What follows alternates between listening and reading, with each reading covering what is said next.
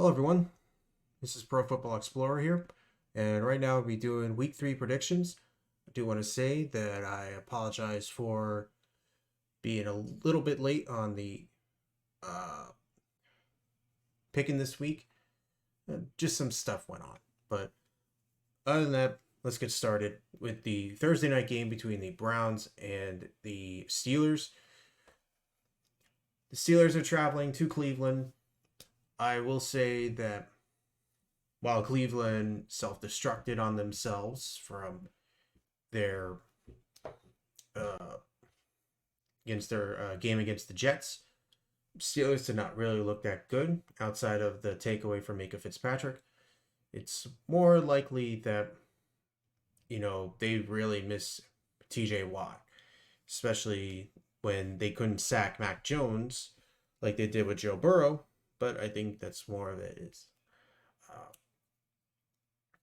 different schemes from what the Steelers and what the Bengals do. In this one, I am definitely going with the Bengals of all teams. Browns of all teams. Damn Ohio. And with how the Steelers play with their run defense, I'm a little bit concerned, especially with Nick Chubb and Kareem Hunt, especially Kareem Hunt, who's been playing on fire. And same with Chubb. This could be quite ugly. You say 27-21. Saints, Panthers. Jesus, man, the Panthers really look a mess, especially with Baker Mayfield. When you can't complete over 50% of your passes against the Giants of all teams, it's not going to be pretty. New Orleans had a rough loss. They definitely suffered their first loss to the Tampa Bay Buccaneers since week 1 of 2018 when Fitzmagic was the QB of the Buccaneers. This is a tough one to predict, especially when I don't know if Jameis Winston's going to be better, especially from his back injury. Hopefully Kamara comes back. And hopefully the offensive line protects him a little bit more better. Panthers, this is pretty much a rough year for them. So I'm going with the Saints in this one. I do think this game may be close. Let's see. 24-20. Bears and Texans. Yeesh. The reunion of Lovie Smith and his Chicago Bears. Both these teams look terrible. I mean, Texans couldn't hold a lead against the Broncos. Bears got ultimately showed up by their older brother in the Packers. And you have to still make Aaron Rodgers own you. But if I have to be honest, I feel more confident in the Bears. I think more of it is just the fact that Davis Mills has a bit of a thumb injury. So I'd say this is going to be a very ugly game. So 17-14. If it'll be interesting. Chiefs, Colts. I don't think I need to say much about this team. I do think that Indianapolis can try to win this game. They can. But I just don't see it. Especially when Kansas City has played pretty damn well without Tyreek Hill. So I'm taking the Chiefs. I do think this game could get very ugly for Indy. So let's see. Yeah, 30-14. Bills, Dolphins. This was a very interesting showing of how the potential of Tua Tagovailoa with Jalen Waddle and Tyreek Hill and Mike Gesicki can be with a coach like Mike McDaniel. Can it be enough against the Buffalo Bills? The Bills have really shut out teams. They really just shut out's not the right word, but they've really shut down teams. Especially when they don't have Tre'Davious White, they don't have Levi Wallace. This is a really well-coached defense by McDermott, and he deserves a bunch of credit. Dolphins, I do have a little bit of a worry when it comes to their defense, especially against Buffalo, who's been pretty much playing on fire. So I'm going with the Bills in this one. I do think this game can get close. Let me see, 38-35. If it gets that high for the Dolphins, I could definitely see the Bills making that amount of points, but Dolphins, I think this can be an interesting game. Nonetheless, I think this will be the closest Dolphins have to playing against Josh Allen. Lions, Vikings. Oh boy, the Vikings really look terrible on Monday night uh, against the Eagles. I do think the Eagles are pretty much a well solid team throughout. Maybe you'd like to see a little bit more touchdowns out of Jalen Hurts, but that's out of the topic. Vikings, they're flip flop team. They're any given Sunday team, and this team can rebound. But Detroit, they're a sneaky team. If Jared Goff can complete at least 60% of his passes, this Lions team could definitely be a wildcard contender for all we know. So, as much as I want to think the Vikings can possibly win this and get their frustrations out on Detroit, I do think the Lions have a good shot of winning this game. So I'm going with the Lions. I'm going to say 28-24. Ravens, Patriots. Definitely a nice win for the Patriots to beat the Steelers after getting crushed by Miami. Baltimore, I do think they are a very dangerous team. If they can't win their division, they can definitely be the most feared wildcard team. And while I do think that Belichick may have something for Lamar, I do think the Ravens are really clicking. So I'm taking the Ravens. Who knows how Mac Jones is going to do, but if the Ravens secondary can hold up nicely, he probably will become ineffective. So go with the 28-. I think Bill will try to at least make this close. Bengals, Jets.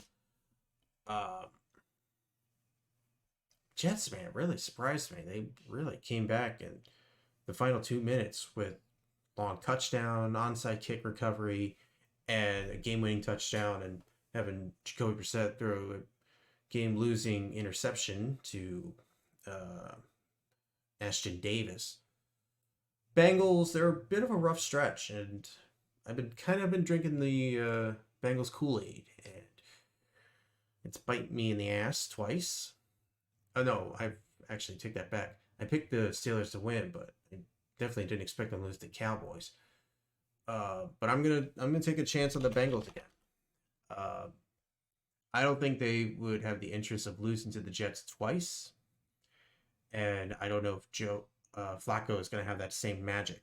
So taking the Bengals, but I'm gonna say it's a little bit close, like a 26-23. Raiders, Titans. This is a tough game to predict. I've been going back and forth, picking Tennessee, picking the Raiders, picking Tennessee, picking the Raiders, and both teams look pretty much disjointed or something. Just Tennessee has not got into a good rhythm so far. Same with the Raiders. I mean, Titans had a chance to win week 1. The Raiders had a chance to win week 2. And this is a game I've been going back and forth on, and I'm pretty much leaning into the Raiders. I just don't know how Tennessee is going to do as an offense. I do think this is the game the Raiders may win their first game of the year. I do think after losing in overtime to Arizona, probably might fuel them more. Tennessee, I just don't know what they're going to do. I do think this is pretty much going to be a rough grind. So 24-21. Eagles, Commanders. This is the first of the 2 rematches of Carson Wentz against his former team, the Eagles. And I'll be honest, I kind of expect a little bit more of the Commanders. Just that Carson Wentz decided to just turn the football over a bunch of times for safety and an interception. And Philly's been playing like the much more superior team uh, against Detroit, against Vikings, and I think another factor is that we don't know about Chase. Uh, Chase, the center for the Commanders. So I'm gonna lean towards the Eagles. I think their D line will definitely swarm after Carson Wentz, even though I do think that the Commanders' offense can definitely rebound from the loss, but their defense is a bit of a mess as well. So C27-20. Jacksonville against the Chargers. They're traveling to their stadium. Not gonna lie, I'm feeling like the Chargers should win this game convincingly. This can be a trap game. Jacksonville is showing some good strides with Doug Peterson and Trayvon Walker, Devin Lloyd, just all the guys they have. And I do think Jacksonville can make this into a game. I'm leaning towards the Chargers, though. And I have heard news that Herbert is doing well from his rib injury. So give me the Chargers. And I'm going to say 37-24. Rams, Cardinals. The Rams. The hell is wrong with you? You let the Falcons nearly come back from a 28-3 deficit from Marcus Mariota touchdowns, block punt, field goals. Just Jesus, you got to get your stuff together. Arizona came back against the Raiders in overtime. Kyler Murray not playing that well in the first half, but the second half he definitely played a lot better. He did have some nice throws that were dropped from Ertz and Marquise Brown in that Raiders game on fourth downs. I would like to think Arizona can win this game, but I just don't see it. I think more of it is the fact that the Cardinals were the road team when they played against the Raiders. Now they're the home team. Last year they had a lot of issues at home. I think the Rams can definitely take advantage of it. But I'm not going to say that this game is going to be a blowout or any sorts. See, 26-24. Falcons, Seahawks. While the Falcons showed strides of improving, the Hawks, not improving as in they're better. Just they're improving because they show more fight than most people expect. Seahawks.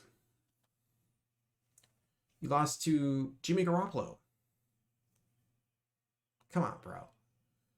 I do think that the Falcons can put up a fight, as previously mentioned. The Hawks, they definitely have the run game. They have I would say, sturdy defense, not great defense, when they play their cards right. The Jamal Adams injury is starting to affect them. But I do think the Hawks, with the home field advantage that they have, will definitely give them the win against the Falcons. So, and I do think with the Falcons, they definitely like to make things very close. So, I'll make sure I'm not putting in the same numbers. Actually, let me take that back. Much better. Packers, Buccaneers. I do think Green Bay has a shot with Mike Evans out. The offense of the Buccaneers is not flowing as anyone expected. Packers are not that great in Tampa Bay Stadium, so I'm leaning towards the Buccaneers. I do think this can be a possible defensive showdown with some points in the fourth quarter. So,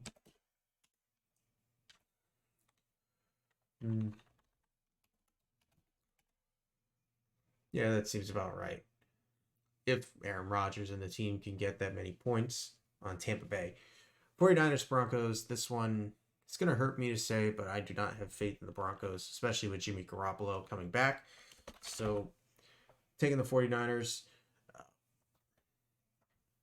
If it was Trey Lance, I may say we have a shot, but Trey Lance is out for the year. Sucks the way he got injured. Uh, Other than that, I just think the 49ers are pretty much the better team compared to Denver. Maybe our defensive coordinator might have something on Jimmy, but I doubt it. 49ers win this game, and I don't think this is pretty much a contest. We'd be lucky enough to see 20 points out of this team, especially with Russell Wilson. Cowboys, Giants, the last game for Monday night. Giants are really making things interesting. And actually, am I reading that reading that right? Because I think I might have put it backwards, or I misjudged it with my actual. No, I'm right. Sorry, this my predictions board has to be adjusted because last week I forgot to put in the predictions for week 2, where I had one team winning, but I chose the other one on video. But that's here and there. I'll be adjusting that. But Cowboys, Giants. Giants are playing really well. Like, really well in terms of defensively. Offensively, game manager. Mostly being a game manager. Cowboys, on the other hand, look pretty much like a different team from Dak Prescott to Cooper Rush. To really show up against the Bengals with issues from their offensive line from Dak. Cooper Rush is making them look really good. Defense is still strong. I do think this game could be a really low-scoring affair. Just have to see how both these offenses do.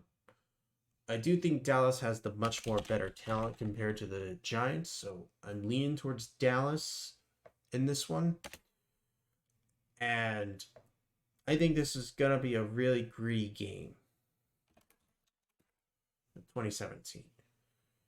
Those are my predictions for week 3. My apologies for having that being this late, but hey, better late than never. Hope you guys liked the video. Make sure to like the Facebook page. Follow me on Twitter at Pro Football Explorer, and on YouTube as well. And I hope you guys have a nice day. Peace.